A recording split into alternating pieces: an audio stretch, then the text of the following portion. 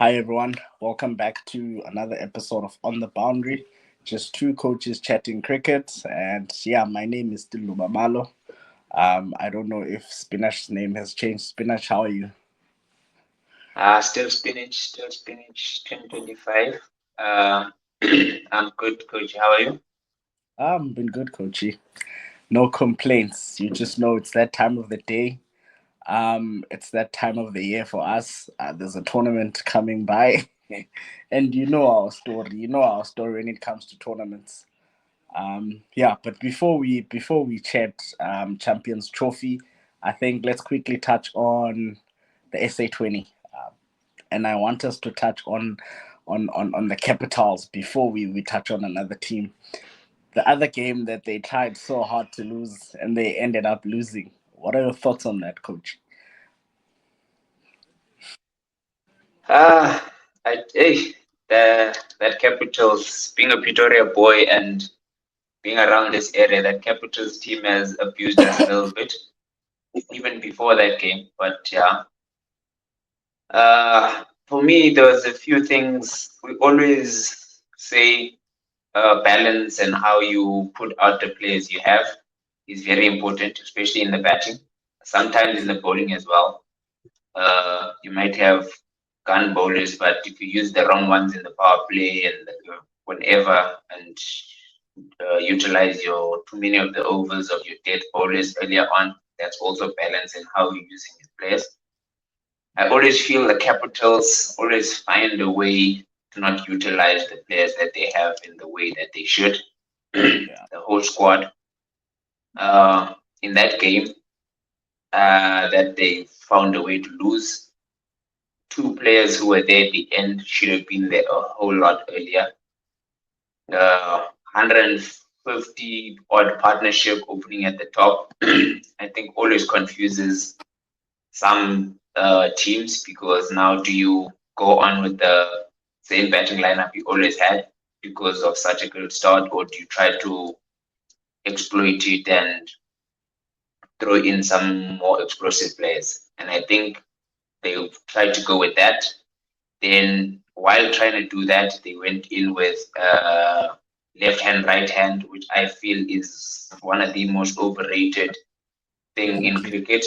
You don't need left hand, right hand combinations. It usually comes after a great partnership where people, like two right handers in this case, were batting together. It wasn't a problem then. So why do you now need to have left hand, right hand for you to score the rest of the runs? So yeah, it's really frustrating. And as I said, the two guys who were batting at the end should have gotten a whole lot earlier. That being Steve Stoke and Kyle Verreynne. I feel if Kyle's not coming in at three or four, it sort of you don't know what you're trying to do, especially with so much of the work already done. You just needed someone to play smart, try to win that game. And Steve Stoke is your power hitter, is an Yeah. opener for starters. The fact that he's not opening in that game means you still would have liked him in that top four as well. So having them at 7 and 8 was just out of this world, honestly. Yeah, no, talking about that left right combination, I don't know, Coach Hara, how much of it makes a difference in T20 cricket. Because as a T20 bowler, are you really trying to hit the same line in length 6 out of 6 times? Because modern cricket, T20 cricket is about being unpredictable. It's about using your skill with the ball. So I honestly don't think there's any bowler that could be trying to hit the same spot in a T20 on a pitch that doesn't suit bowling. You wouldn't really be wanting to hit the same line in length because after two balls, the batters are going to line you up. So I don't know how much of a difference it makes because one of the reasons we go for that combination is to try and mess up the line and the length of the bowler. But in T20 cricket, already the batters are trying to do that when they bat. So I'm with you on that one. It was mind boggling to see. Also, I think for me the biggest thing is once you make a batting change once in the same game and it doesn't work, don't change anything after that. Because I felt the Capitals made too many changes in that batting lineup, and none of them were working. So for me personally, as a coach, I will make a batting change once, maybe change my number three for the day during the game. If it doesn't work out, let's do it normally, guys. Let's do it the way we always do it. Whoever was set to go in for, you go in. Let's try and finish the game. But stock kept going down. Verena kept going down. Wicket falls. They do the same thing, and it ended up not making sense. They looked like they were trying to lose that game in the end. But apart from the Capitals, coachy season three of the SA20, what has been your thoughts? I'm based in the Eastern Cape, so I tend to lean towards the sunrisers, eh? And the sun is not rising for us. The sun is really not rising. But in terms of the tournament overall, based on the fact that we're in the third season of the tournaments, what are your thoughts? How are you feeling? Do you think that the tournament is contributing to the development of our players in terms of how to play or how to go about T20 cricket? Uh, First of all, I'd like to commend all the squads. I feel like uh, as the years go on, after year one, you had your team that looked strong on paper from the start, being MI Cape Town being one just from the top of my head. Uh, but as the seasons have gone on, I feel this season all these teams are very balanced. They're the most balanced they've been. Uh, you look at each side and you can't pick a winner from the start. So now it's going to go to that thing of them utilizing what they have and finding ways to best balance out the teams. Horses for courses, they like to say. Yeah, Because what I like about this tournament is you play in Wanderers, you play in Centurion, it's flat. You're going to score runs. You play in Durban, you play in PE, slightly slower, might turn a bit. You play in Paarl, especially if you get a day game in Paarl, it might hold up a bit. So all the skills need to be on display. So you can't just have a team that's full of bashers. You can't just have a team full of spinners. You can't just have a team full of pacers. You need to find a way to balance it out for the whole tournament. So as I said, it's as it's going on, you're seeing more teams. Finally, the MI Cape Town have finally arrived. They've been the strongest team for the past two seasons and haven't really shown it on the pitch. So now I think Trent Bolt, I'll just go there and say Trent Bolt changes that whole team and that whole bowling balance. They don't know when to bowl KG without Bolt. They do not know when to use Rashid Khan if there's no Bolt. But now with Trent Bolt in there, you know he's got his two, sometimes three overs in the power play, which saves Rashid for the middle overs, which saves yeah. KG for later on in the power play, and saves a few overs for the death. So it that one change makes that team balance change totally, and that lineup look a whole lot more scarier this year. So don't want to pick favorites yet, but they're looking very good at the moment. You're sounding like a MI Cape Town fan already. Have you signed off? I'd like to say it would be very hard for me. Sorry for the MI in India, Mumbai Indians. I struggle to support a team that's a Mumbai Indian or a CSK. So those two will struggle to get my vote. No, I understand exactly where you're coming from. Also, one thing I like about the SA20 is the fact that over the last couple of years, the reason our T20 cricket has not been what we expected to be is because our players were not playing enough T20 cricket. Now we've got our own, I think we've got two T20 tournaments, and then we've got the SA20. So it's almost making up for the number of matches that most of our players don't play. Because for you to be able to play a lot of matches as a South African cricketer, you need to be playing international cricket and you need to be playing in other tournaments outside of the country, which means now only a certain number of players are actually getting opportunities to learn and catch up. But now because we've got your Kane Williamsons here. I'm not a massive fan, but he's a great better. We've got your Joe Roots here playing here. We've got your Rashid Khans playing here. So you've got so many experienced players coming from different countries, coming from different standards of cricket. They're all coming here. They contribute towards that, and our players are beginning to play a lot of T20 cricket, which is a good thing. It's going to improve our cricket, and we are going to catch up in terms of how we play and how we approach T20 cricket. That's one thing that I appreciate about it. I am not sure about one thing though. Today, the first game was playing at 1 p.m. Tell me, who are you going to get from this country on a Tuesday at 1 p.m. coming to watch a cricket game? But then I'm not gonna say the reason. I don't want to say the reason, but we all know the reason. We all know the reason. It has nothing to do with us South Africans, even though the tournament is the SA20.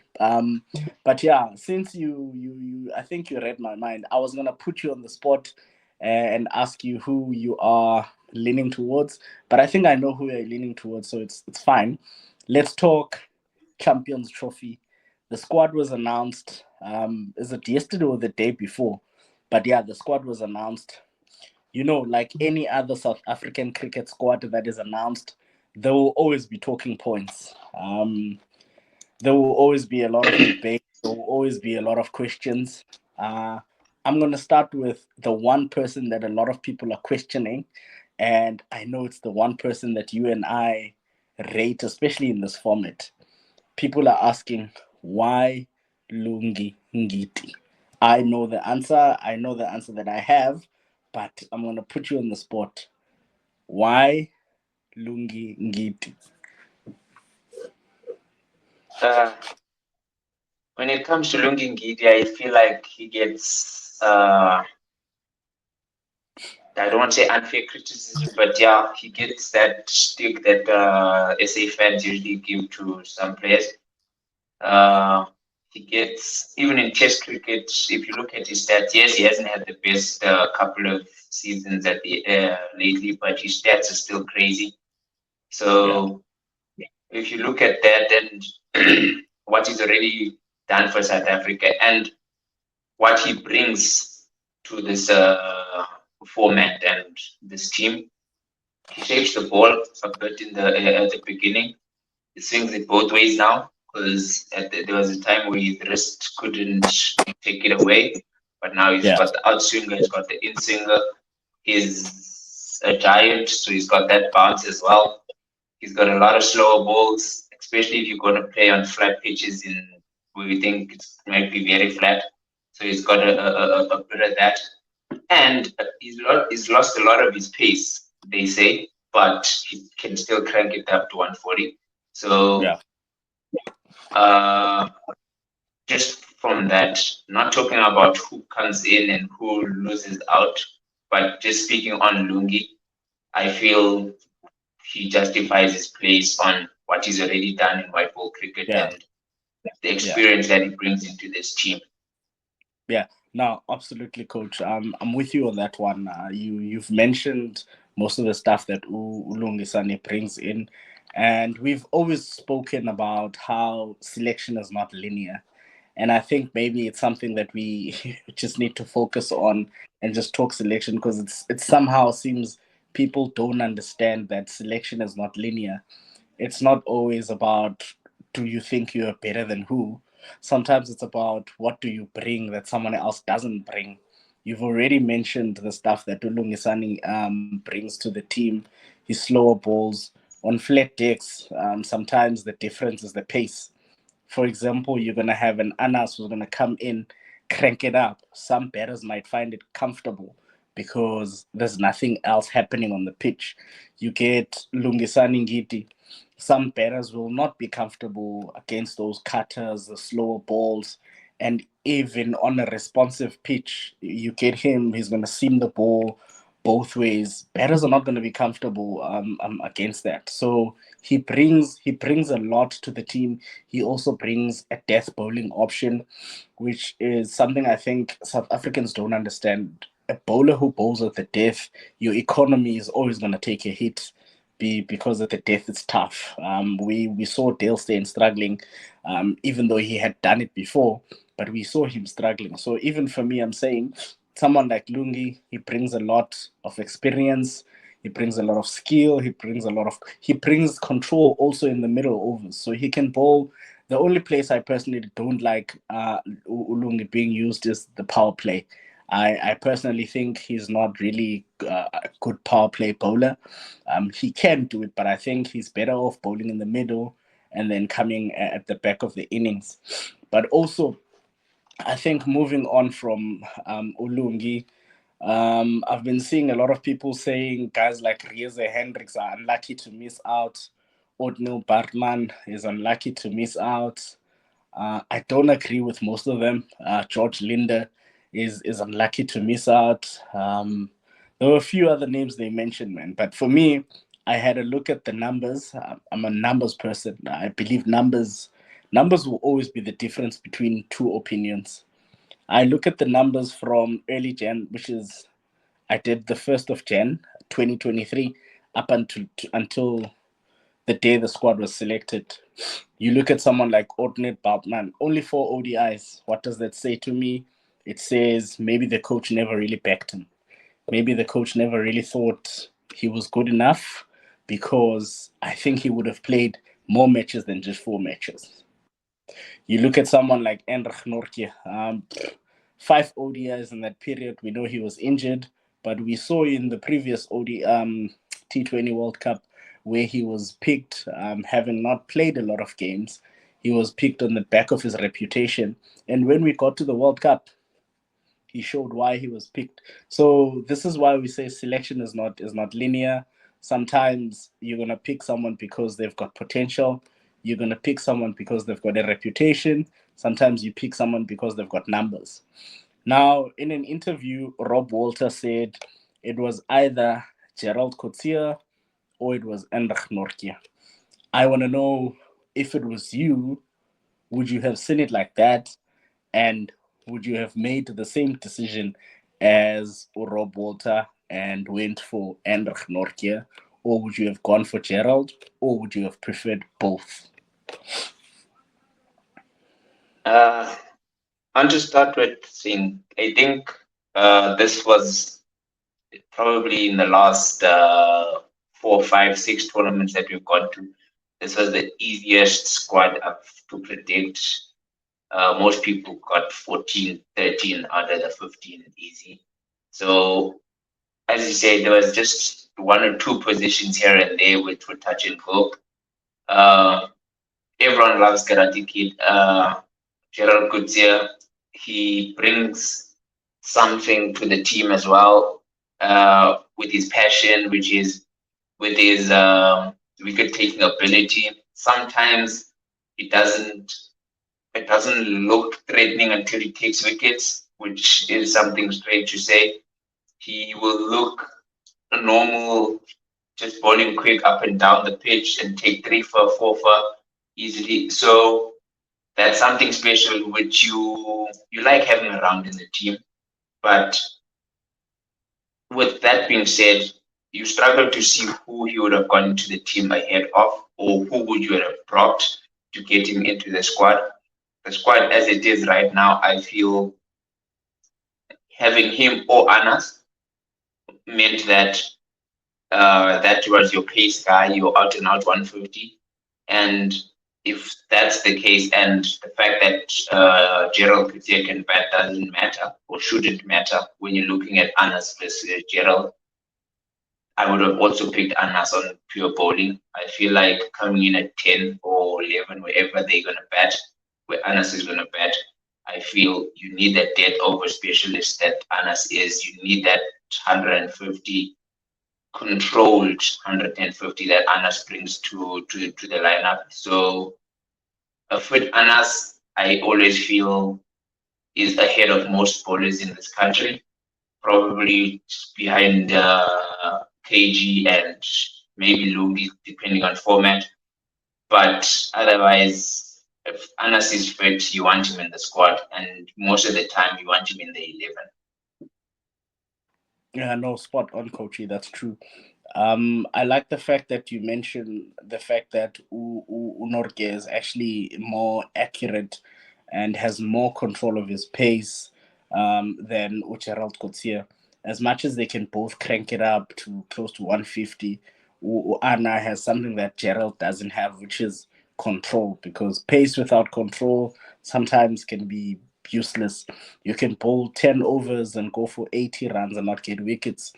But the fact that Anna has control, he's accurate even at that pace, makes him very deadly on any pitch. He doesn't even need the assistance of the pitch because he's got that pace and he controls that very well. So I think you've summed up the debate around Gerald Coetzee and Rahnorki. I know modern cricketers are gonna say, but Gerald can bat, but can he? Because having a highest of 20, like, it doesn't necessarily mean you can bat. Well, Gerald can bat, but has he shown us for real that he can bat? You ask people how many innings can they remember from Gerald's bat, and it's probably going to be one innings. Did we win that match? You will find that we probably didn't win that match. So it automatically makes no difference because you can score a 20. Was your 20 match winning? Take a five was your five match winning. That's what we want. So for me, I'm an old fashioned kind of person. My number 8 to 11, are they taking wickets? If the answer is yes, I don't care what else they do with the bat. They're doing it for themselves. So for me, that's the big thing. If my number 8 to 11 are taking wickets, I'm happy. Um, the other major debate is George Linder, the all rounders now. People are throwing in Corbin Bosch's name. People are throwing in George Linder. I've seen a few saying, oh, Andile should have been in the side. The all rounders we've gone with, basically, I think we've gone with just two all rounders in Marco Janssen. I think he's got no competition, to be honest, so far in terms of the team. So we will put him aside. We bring Andile Pehlukwayo. We bring George Linder. We bring Vian Mulder. We put them here. We bring Corbin Bosch. Do you think we picked the correct all rounder, or would you have preferred someone else from this group or outside the group? There's someone like Jason Smith who's also played probably a few innings, has not done badly with the bat, but he can't bowl at the moment. So, in terms of the all rounders, personally for me, I think we probably should have got it George Linder. Sometimes Oshamo struggles with the control, and that's something that worries me. And we know if we're going in with two spinners, you got Cash, who's going to control the middle overs. If Shamo cannot help you boss the game in those middle overs, you're always gonna be in trouble. So for me, I think we probably should have gone for a George Linder, or dare I say, an Andy Lepeshukwayo. I rate Uvian Mulder a lot, but I worry when it comes to white ball cricket bowling when it comes to Uvian Mulder. With Andile, I know he's got slower balls, he's got cutters, he's got the skills that you need on a flat deck. My question, does Avian Mulder have the same skills? I've hardly seen him bowl a slower ball. I've hardly seen him bowl cutters. I know he can move the ball, but on a flat deck, I don't think his kind of bowling is going to work. So for me, that's why I think probably would have gone George Linder, or I would have gone an Andile Pehlukwayo ahead of Mulder. Also because I don't think there's an opening in the top five. So he either bats six or he bats seven. So I don't know what you think, Kochi. What's your thoughts on that? I feel like as you did mention that Janssen is probably penciled in already as that all rounder, as that starting all rounder. So whoever is coming along is coming to assist Janssen or to play in place of Janssen if Janssen is either injured or something like that. So I do agree. I would have also had a very close look at Linda. For me, it would have been between Linda and Jan Mulder. Uh, because we also going to Pakistan, we might want to play the spinning all rounder. So if we could go in with Janssen at 8 and have Jan Mulder at 7, that lengthens your lineup. I'm not sure you always want that, but yeah, it lengthens your lineup. But it also brings in another controlled spinner, as you said, a controlled spinner, a guy who can keep it in check in the middle overs along with Keshav. But I also feel like unfairly so, because I don't agree with it. The fact that he bowls the same thing as Keshav Maharaj sometimes uh, might be in the selectors' minds and how they want to pick the squad. They want one guy spinning it away from left-handers, one guy spinning it away from right-handers. That might also be what disadvantaging George Lender. But I would have definitely picked. I would have probably gone with three spinners to the World Cup, being George Lender, Tabrai Shamsi, and Keshav Maharaj. Not playing all three every game, but just having them there. And sometimes maybe one day you can play all three, have George Linda, Shamo, and Keshav with the two seamers being Heinrich and KG or KG and Lungi. If it's really turning, then you can have that. Even have Aiden and Stubbs if Stubbs plays to also help out because I'm hoping that as the tournament goes on, we might get a few that turn. We might get a few, not hoping, but I'm thinking that that's going to be the case.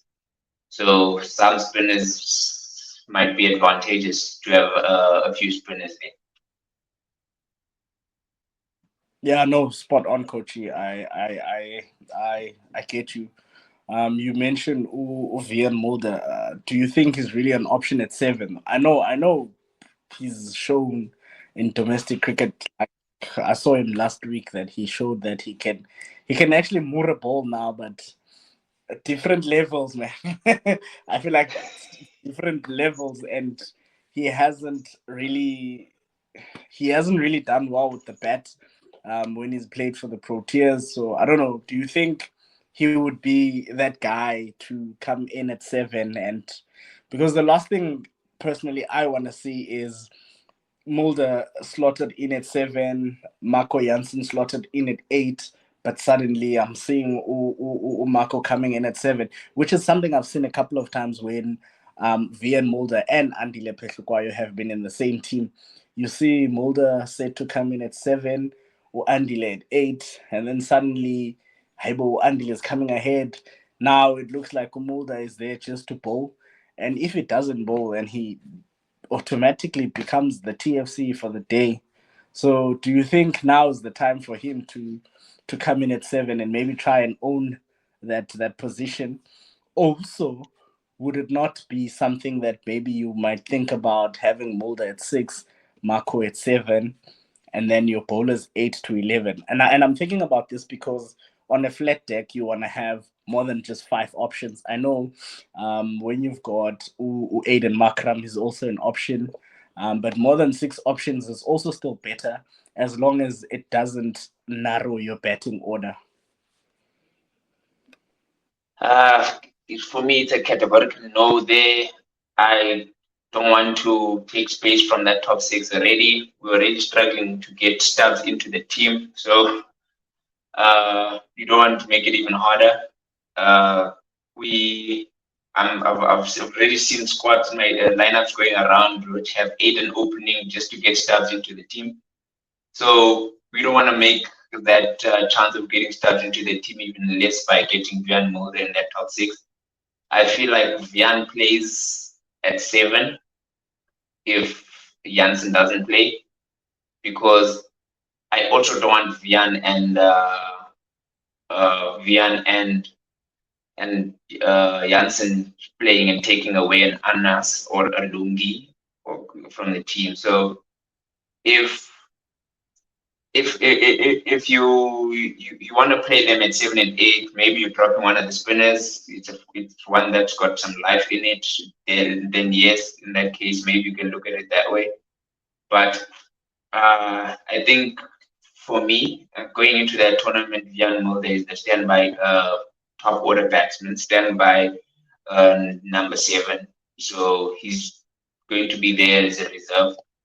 He's shown he can bat in the top order. He's shown lately that he can hit the ball a bit. So I'm happy with him coming at 7 if Janssen is not playing. Oh wait, no, spot on.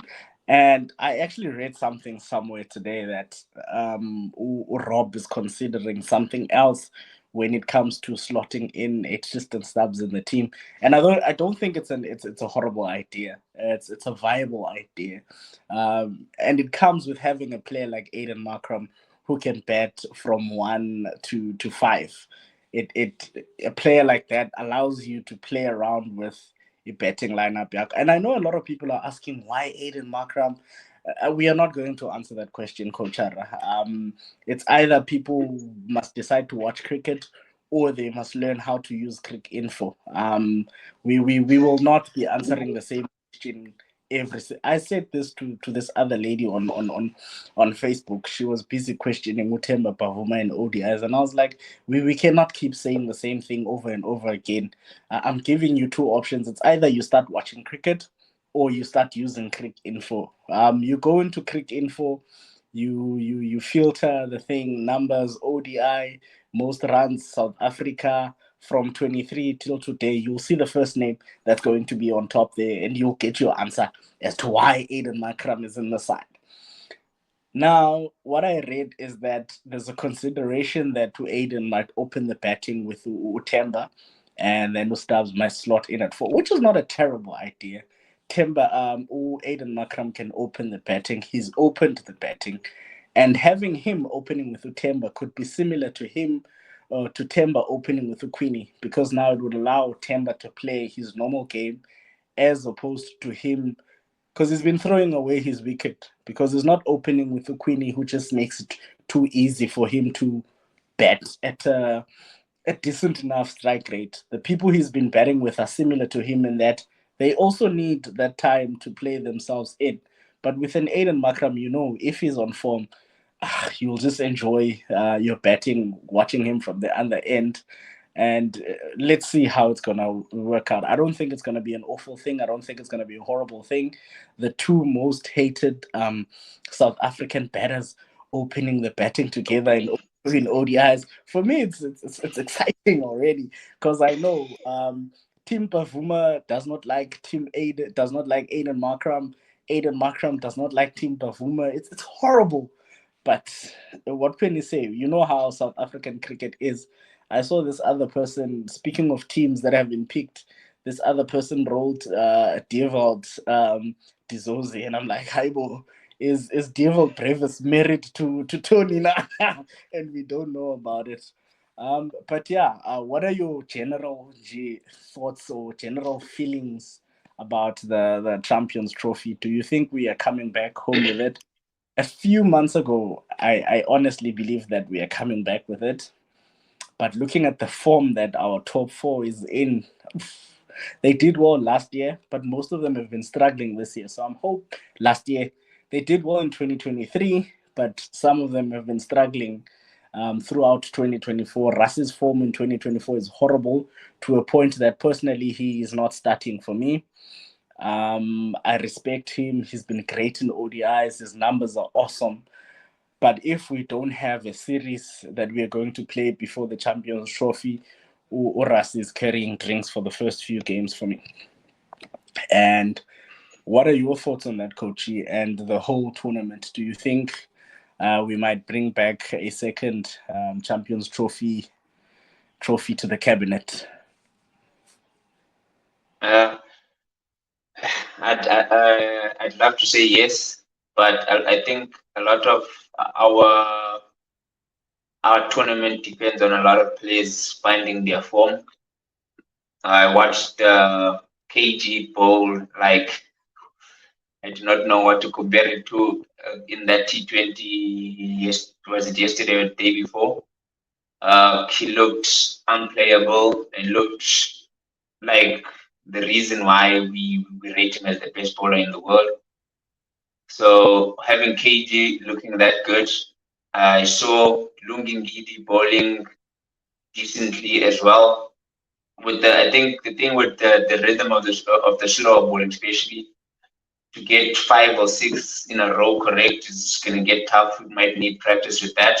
But he was bowling 3 or 4 in a row very well. Then that one was going out the stadium. But I think that's just muscle memory, and we'll be fine with that as time goes along. Then Anas, I need Andrik Nokia back to, was it T20 World Cup, not 2 years ago, 2023, I think, when he was at his best. So we need that. We need Janssen to move it up a bit at the top, and then I trust the spinners to take wickets. So then we need runs. And I feel this is the most uncertain this top six has been in a long time. We've got Ryan Rickerton on the side. We've got Tony Tezosi in the lineup. People want to drop both in a way by making Aiden bet at the top, getting Stubbs in at 4. I know you want Riza to go to the side, but I struggle to see Riza being dropped with what he's done for the Proteas in recent years. I know last year was not the one, but in recent years, Rasi has been quite good for that Proteas team. I also would be inclined to maybe have Aiden at 3 and Stubbs at 4, as you're saying, but I'm struggling to see them be brave enough to drop Rasi. Then David Miller is not at his best at the moment, but David Miller at tournament is something else. So let's just hope he clicks for the tournament. And my biggest worry is AG. I think Klassen is been finding ways to get out, which is not like Klassen. So that's the one that worries me the most. And he's pivotal to, if you get flat decks, he turns 270s to 350s. He's the one who wins the game for us with the bat. So if our team can scrape through to 240, 250, Clausen's taking that to 300. And we need him to click before the tournament, or even if he waits and clicks during the knockout stages, that's fine.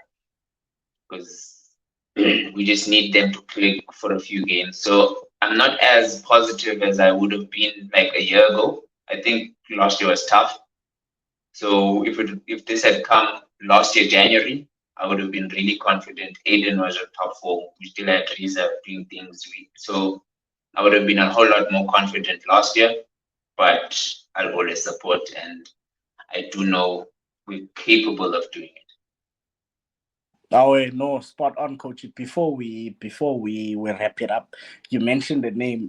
I was not planning to talk about this name, but you mentioned the name. A lot of people also are saying, he's unlucky, should have been in the squad. Reza Hendricks, Reza Hendricks. Me, I'm gonna be honest about it. I'm gonna be direct about it. I think Reza was lucky to go to the last two 50 over World Cups that he went to. With the numbers that he had, his T20 form was nothing new. We've seen him scoring runs in T20 cricket, getting picked in ODI cricket, and not doing anything. So for me, I think he was lucky to get picked for those two World Cups, 50 over World Cups that he was picked for. I remember, I think it was the 2019, there were even arguments that he should have gone ahead of Hashim Amla, or there were debates between. I'm like, how do you even compare a Riza Hendricks to Hashim Amla? Even the previous World Cup, you had Utemba averaging 80 before the World Cup and more than 50 in ODI cricket, but he was still being compared to Riza, who was averaging 28, and his average has been dropping every single ODI that he plays. So I don't know how you feel about that, Coachy, but me, I think it was a good call not to pick him in the side. I think the squad that's been picked is the best possible squad, and personally, I'm happy with it. There will always be one or two players that we think, oh, maybe a George Linder could have been in, but it comes with the nature of sports in general. I totally agree there, Kochi. You did say this was, for me, probably the easiest squad to predict in years. So I had predicted no Riza, so I wasn't shocked that there was no Riza. Uh, as I said, the bowling lineup we picks itself most of the time. If people are fit, this is the lineup we look at. Uh, just maybe in the all rounders, you could have looked at someone else in place of Vian Mulder, and that's not to say Vian Mulder shouldn't be there. Yeah, It's just that I feel like he's the position that could have had a discussion. Otherwise, the top six picks itself. Tristan starts as your spare batsman, still calling him the spare batsman, who I believe might actually scrape into that top six. Then you've got your spare keeper being Ryan Rickleton, who also might find a way to wiggle into that lineup and nobody will complain.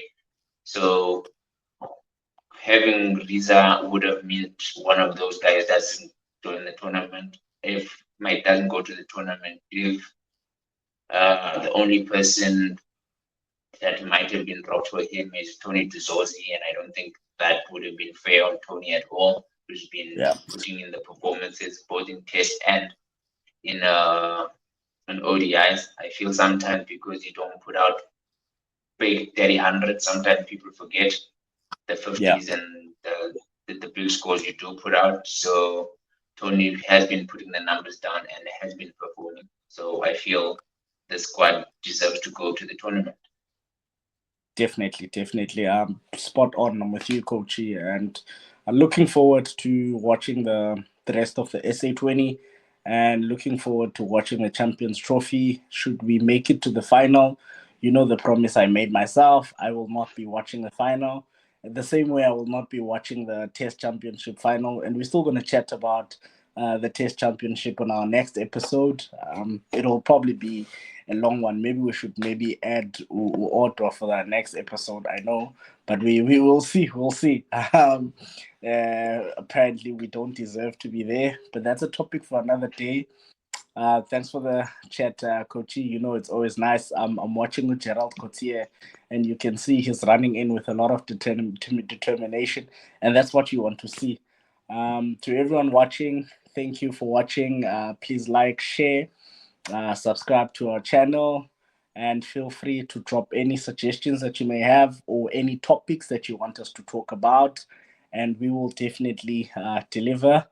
And Coach R, till we see each other again, enjoy. Thanks. Cheers, Luke.